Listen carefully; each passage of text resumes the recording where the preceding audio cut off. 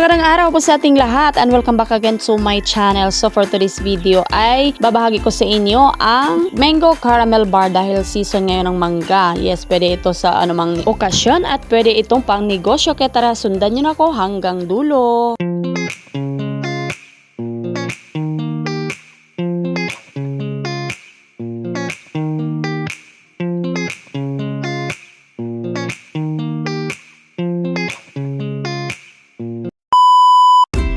So yun guys, kailangan natin ihanda yung ating mga ingredients. So kailangan natin ng 1 cup butter or margarine, 1 cup brown sugar, 1/2 cup white sugar, 6 pieces egg yolks, 1 can of condensed milk. So dahil wala akong mango flavor, and gumamit ako ng plain. And then meron akong mango flavor, 3 cups all-purpose flour, dried mangoes, yan, pinat ko na siya ng maliit. Ito po yung ginamit ko na dried mangoes.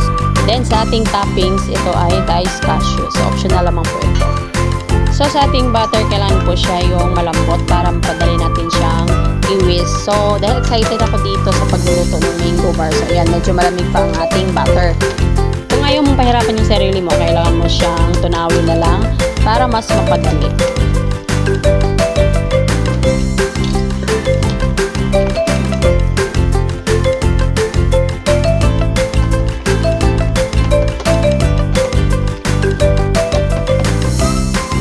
So, isunod na po natin ilagay ang ating brown sugar at ang ating white sugar.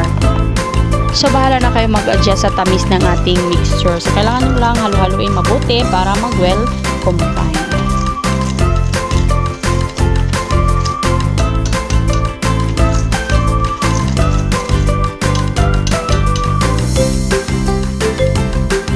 So, next natin ilagay ang ating egg yolk. So, paisa-isa lang po yung paglagay ko. So, pwede naman siyang lahatin agad. Pero gusto ko lang talaga siyang paisa-isahin para naman tumaas yung ating heat.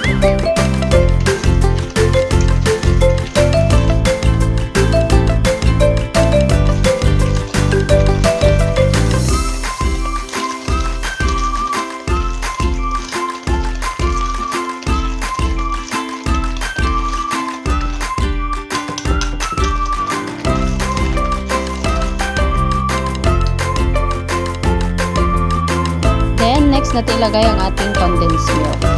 So, pwede kayong gumamit dyan ng mango flavor na Jersey condensed. So, wala akong ganon, kaya plain yung ginamit ko at naglagay lang ako ng mango flavor.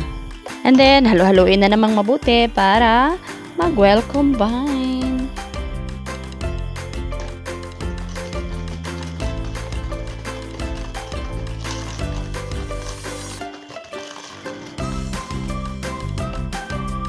Next step ay yung ating harina. So, paunti-unti lang yung paglagay ko para naman hindi ako mahirapan mag-whisk.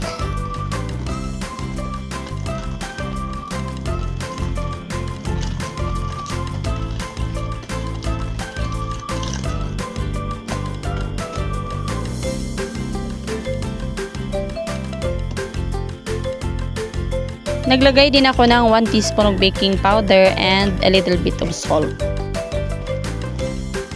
Para sa kumpletong measurements ng ating mga ingredients for today's recipe, please check the description box below.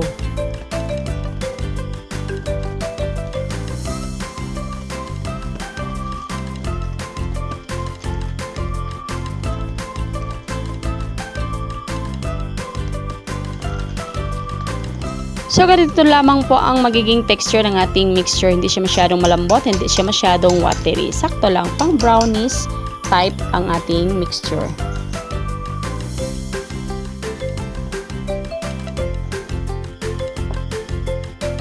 So, next step naman ay ilagay natin siya sa ating baking pan. So, gumamit ako dito ng 7x10 na baking pan. So, medyo malaki siya. Pwede kayong gumamit dito ng dalawang 8x8 na pan para medyo makapal yung ating bar.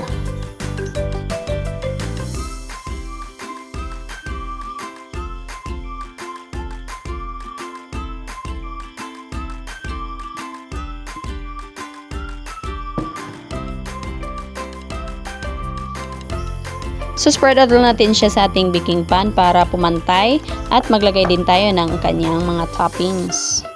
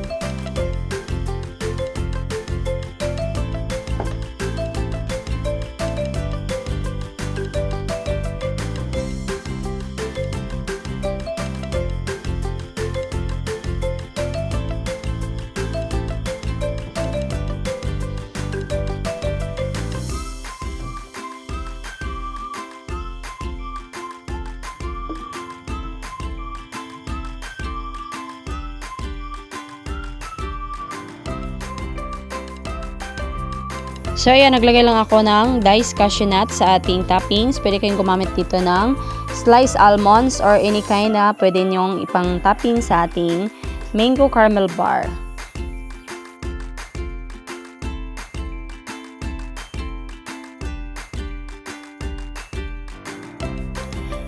And then, nag-toppings din ako ng aking slice na dried mango. So, nabibili po ito sa mga supermarkets. So, medyo pricey po talaga ito. Kaya, kailangan nyo talaga mag-costing ng mabuti. So, itong nabili ko ay 100 grams. Nagkakahalaga po siya ng 132 pesos. So, diba? Ang mahal kapag inubos mo yung isang ganon, talagang magdagdag ka rin ng iyong presyo sa iyong caramel bar. So, kung gusto nyo merong mga little bits yung makakain nyo kapag kinagat nyo yung mango bar, pwede kayong maglagay doon sa ating mixture.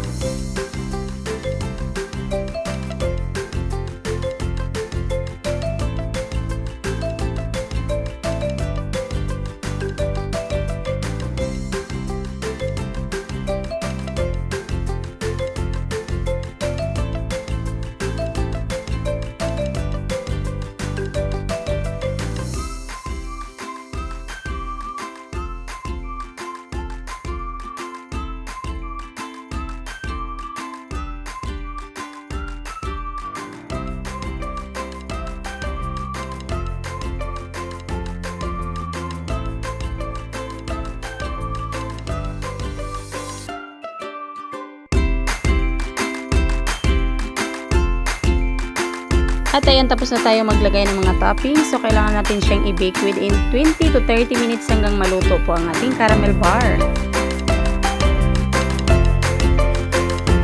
A few moments later.